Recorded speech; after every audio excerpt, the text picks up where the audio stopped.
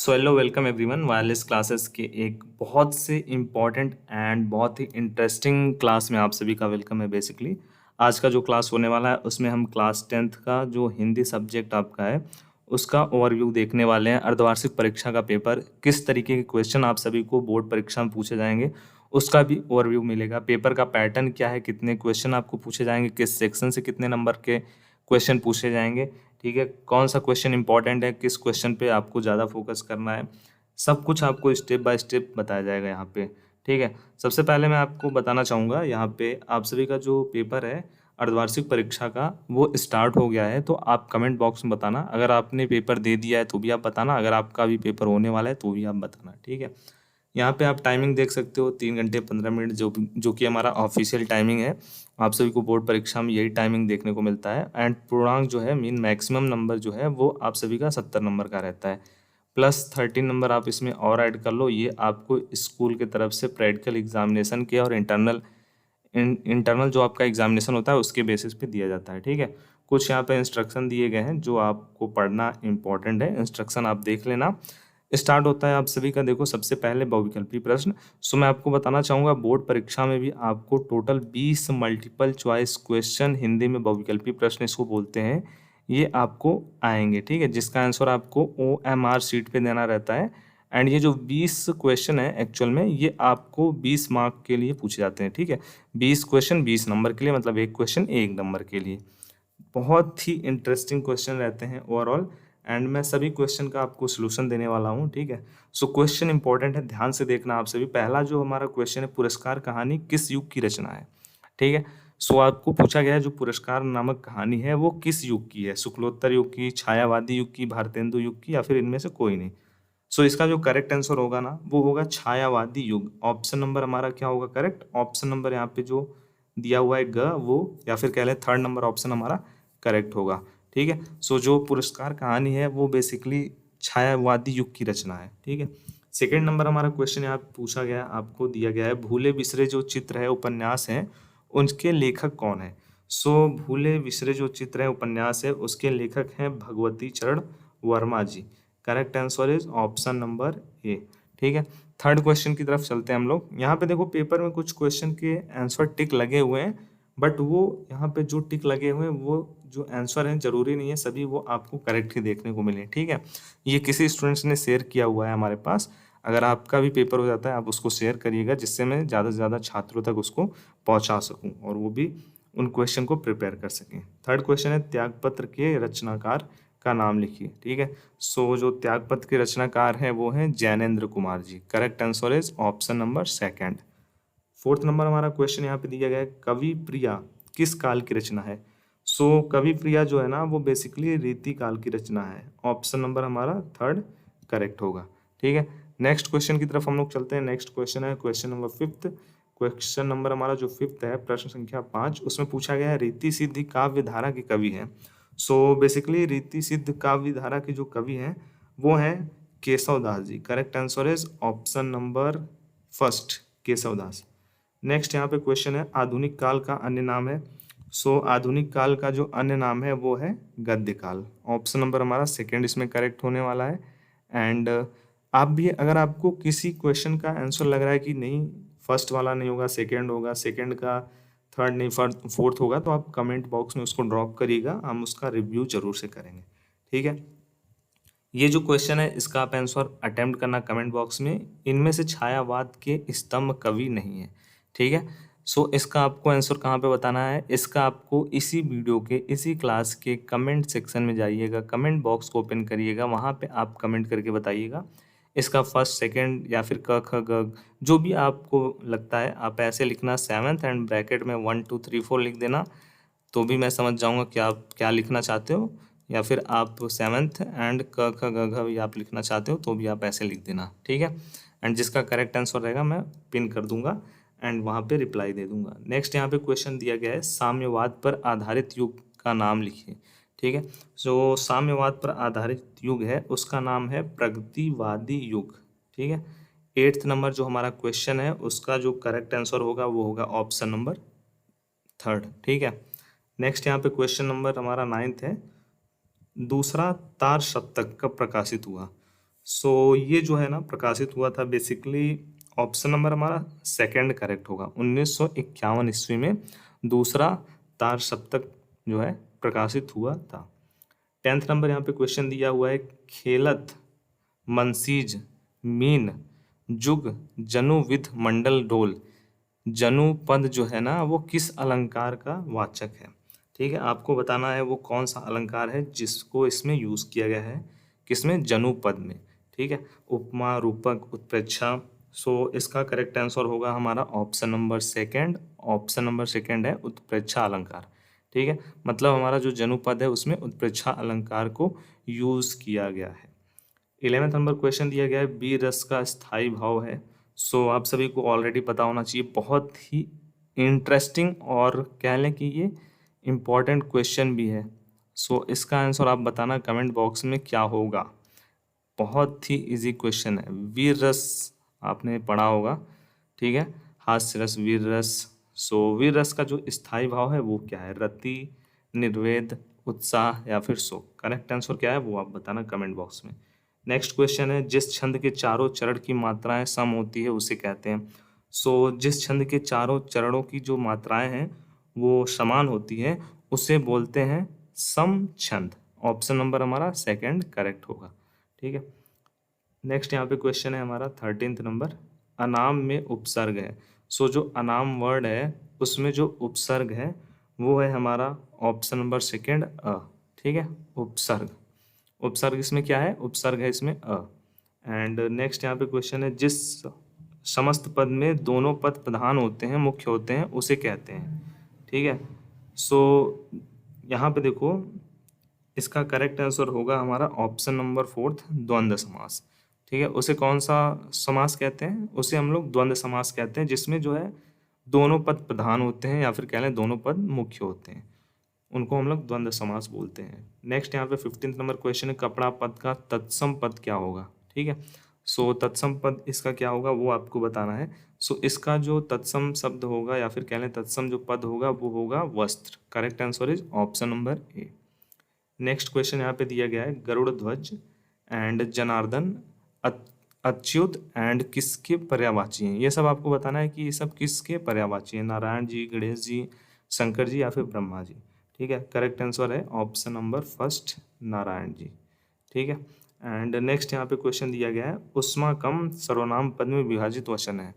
सो इसका correct answer होगा हमारा ऑप्शन नंबर सेकेंड। कौन सा बहुवचन है इसमें? षष्ठी बहुवचन है। Correct answer is option number second.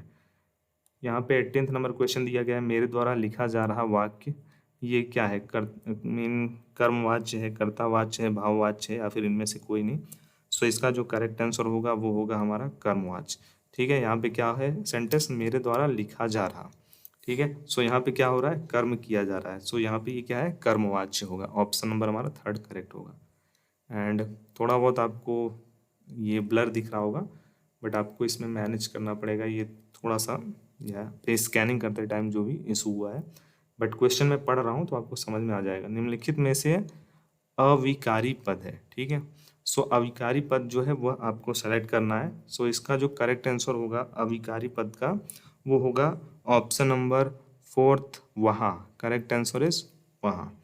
Last question है बहुविकल्पी का, जिस वाक्य में एक प्रधान उपवाक्य और अन्य आश्रित उपवाक्य होते हैं उसे कहते हैं। ठीक है, मिश्र वाक्य, संयुक्त वाक्य, सरल वाक्य या फिर इनमें से कोई नहीं। सो इसे बोलते हैं मिश्र वाक्य। मिश्र वाक्य, मिश्र वाक्य जो है, मिश्र वाक्य वो किसको बोलते हैं? जिस वाक्य में एक पद जो है वो उपवाक्य होता है और अन्य क्या होते हैं? आश्रित उपवाक्य होते हैं, उसको बोलते हैं मिश्र वाक्य। सो ये थे आप सभी के टोटल बहुविकल्पी प्रश्न, मल्टीपल चॉइस क्वेश्चन आपके बोर्ड परीक्षा के लिए एंड उसके साथ साथ अर्धवार्षिक परीक्षा के लिए। ठीक है, अभी हम देखने वाले हैं आगे के जो क्वेश्चंस हैं उसका पैटर्न, आगे टोटल कितने नंबर ऑफ क्वेश्चन आपको पूछे जाएंगे एंड वो कैसा रहने वाला है। सो देखो, जैसे ही आपका बहुविकल्पी प्रश्न कंप्लीट होता है ना, वैसे ही आपका स्टार्ट होता है वर्णात्मक प्रश्न। मतलब इसमें जो आपको क्वेश्चन पूछे जाएंगे उनका आपको एक्सप्लेनेशन के साथ आंसर देना होगा, एक्सप्लेन करके। ठीक है, ये आपका स्टार्ट होगा सेक्शन ब। ठीक है, उसमें आपका स्टार्ट होगा। सो यहाँ पे देखो क्वेश्चन आपको दिया गया है, इसमें first number question section B में या फिर कह लें सेक्शन ब में, निम्नलिखित जो गद्यांश है उस पर आधारित आपको दिए गए प्रश्नों के उत्तर बताने रहेंगे। ठीक है, सो आप सभी को गद्यांश दिया जाएगा और उसी गद्यांश के अकॉर्डिंग आपको क्वेश्चन पूछे जाएंगे उसी के बेस पे। और ये 3 क्वेश्चन आपको पूछे जाएंगे। जैसे देखो यहाँ पे एक गद्यांश दिया गया हुआ है, रोहतास दुर्ग के यहाँ पे समथिंग प्रकोष्ठ में बैठी हुई ममता। ठीक है, ये आप सभी का किस चैप्टर से वो आप बताना। मैंने जो गेस किया हुआ है, कुछ हिंट आपको दे रहा हूँ यहाँ पे, फर्स्ट लाइन में ही आपको इस चैप्टर का नाम देखने को मिलेगा। ठीक है, ये किस चैप्टर से है वो आप बताना। ये गद्यांश आप सभी के गद्य सेक्शन से है और देखो इसी गद्यांश को आपको पढ़ना है और इसी से संबंधित आपको देखो 3 प्रश्न यहाँ पे दिए गए हैं, first, second and third. First question जो है वो आपको पूछा गया है, उपयुक्त गद्यांश का संदर्भ लिखना है आपको।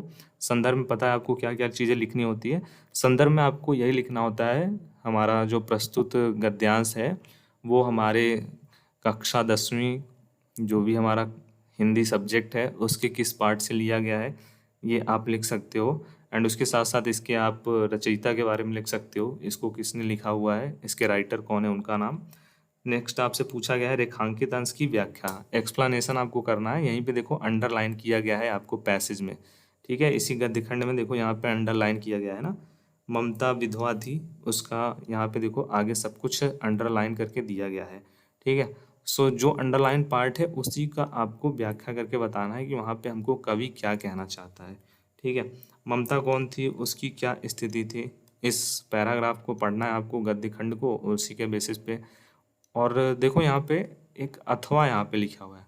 अथवा का मतलब ये है कि चाहे तो आप ये वाला जो फर्स्ट नंबर गद्य खंड दिया गया है आप इसके क्वेश्चन को अटेम्प्ट करो, या फिर आप जो नीचे आपको गद्यांश दिया गया हुआ है ना, अहिंसा का दूसरा नाम दूसरा रूप त्याग है, आप चाहो तो आप इसको अटेम्प्ट करो। मतलब चाहे तो आप इससे बेसिस पे जो क्वेश्चन पूछे गए आप उनको आंसर करो।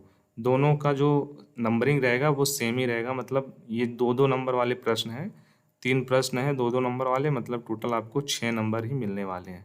ठीक है, केवल एक ही आपको अटेम्प्ट करना है जहाँ पे आपको अथवा दिया गया है। सेकेंड नंबर क्वेश्चन है सेम जैसे यहाँ पे आपको गद्यांश दिया गया था, आपको सेकंड नंबर जो वर्णात्मक सेक्शन है उसमें आपको एक 2 पद्यांश दिए जाएंगे। ठीक है, एक यहाँ पे ये हो गया फर्स्ट पद्यांश, सेकंड यहाँ पे देखो अथवा दिया गया है। अथवा का मतलब यही है, चाहे आप ऊपर वाला अटेम्प्ट करो उसके क्वेश्चन को या फिर आप इस वाले जो पद्यांश है उसके क्वेश्चन को अटेम्प्ट करो। यहाँ पर भी सेम आपको वही 3 क्वेश्चन देखने को मिल रहे हैं। देखो यहाँ पे सेम 3 क्वेश्चन, प्रस्तुत पद्यांश का संदर्भ आपको लिखना है। ठीक है, संदर्भ आप कैसे लिख पाओगे, जब आपको पता रहेगा उस चैप्टर का नाम क्या है तभी आप लिख पाओगे। एक्सप्लेनेशन करना है आपको रेखांकित अंश का, रेखांकित अंश में प्रयुक्त होने वाले अलंकार के नाम को आपको बताना है। 6 नंबर आपको यहाँ पे भी मिलेंगे। ठीक है, सो आपको एक गद्य खंड दिया जाएगा और एक पद्य खंड दिया जाएगा, एक गद्यांश और एक पद्यांश, दोनों 6-6 नंबर के लिए 12 नंबर आपको मिलेंगे यहाँ पे 2 प्रश्नों के। तीसरा जो प्रश्न है उसमें आपको देखो क्या कहा गया है, निम्नलिखित संस्कृत गद्यांश का संदर्भ सहित ससंदर्भ हिंदी में आपको अनुवाद करना है। ठीक है, आपका जो संस्कृत का सेक्शन है, संस्कृत का, उसमें एक गद्यांश दिया जाएगा, गद्य का जो सेक्शन है। ठीक है, अब आपको क्या करना है, ससंदर्भ, ठीक है, संदर्भ प्रसंग सब कुछ वहाँ पे लिखना है आपको। उसके साथ साथ आपको हिंदी में अनुवाद करना है दिए गए सेंटेंस का। ठीक है, दिए गए जो भी आपको गद्यांश दिए गए हैं संस्कृत में दिए रहेंगे, जैसे यहाँ पे दिया हुआ है ना, इयम नगरी विविध धर्माणम संगम स्थली। ठीक है, महात्मा बुद्ध तीर्थकरम, ये सब दिया गया है, आपको इसको हिंदी में कन्वर्ट करके लिखना रहेगा, अनुवाद करना रहेगा। अथवा दिया गया है, इसका मतलब ये है कि एक और आपको दिया गया है, 2 पैराग्राफ दिए गए हैं, 2 आपको गद्यांश दिए गए हैं संस्कृत में, किसी एक का आप अटेम्प्ट कर लो जो आपको ईजी लग रहा है। फोर्थ नंबर क्वेश्चन देखते हैं हम लोग क्या दिया गया है। सो जैसे हमने यहाँ पे ऊपर गद्यांश देखा वैसे ही आपको एक संस्कृत के सेक्शन से आपको एक श्लोक दिया जाएगा और उसका आपको ससंदर्भ हिंदी में अर्थ लिखना रहेगा वहाँ पे। सो इसके भी आपको 5 नंबर दिए जाएंगे और ऊपर जो हमने गद्यांश का हिंदी में अनुवाद का सेक्शन देखा है इस वाले क्वेश्चन के लिए भी आपको टोटल 5 नंबर ही मिलने वाले हैं। ठीक है, सो जो आपका संस्कृत का सेक्शन है उससे अभी तक 10 नंबर का यहाँ पे हमने देख लिया। देखो यहाँ पे दिया हुआ है ना, पहला पद्यांश दिया हुआ है, दूसरा पद्यांश, 2-2 लाइन का दिया हुआ है यहाँ पे और बीच में आपको अथवा दिया गया है। चाहे आप इसको अटेम्प्ट कर लेना, इसका हिंदी में अनुवाद कर लेना ससंदर्भ, या फिर इसका कर लेना। ठीक है, नंबर एक ही का आपको मिलेगा। 5th नंबर यहाँ पे क्वेश्चन दिया गया है, अपने पठित खंड काव्य के आधार पर दिए गए प्रश्नों में से किसी एक का आपको उत्तर लिखना रहेगा और 3 नंबर आपको मिलेंगे। ठीक है, तो ये आपका जो क्वेश्चन है वो आपके खंड काव्य के सेक्शन से दिया गया है। आप सभी का अलग अलग खंड काव्य है, डिस्ट्रिक्ट वाइज खंड काव्य डिवाइड किया गया है, किस डिस्ट्रिक्ट के छात्रों के लिए कौन सा खंड काव्य है। ठीक है, अगर आपको इससे रिलेटेड इन्फॉर्मेशन नहीं है तो आप को मैं डिस्क्रिप्शन बॉक्स में लिंक दे दूंगा, जहाँ पे मैंने बताया हुआ है किस डिस्ट्रिक्ट के जो छात्र हैं उनको कौन सा खंड काव्य पढ़ना है।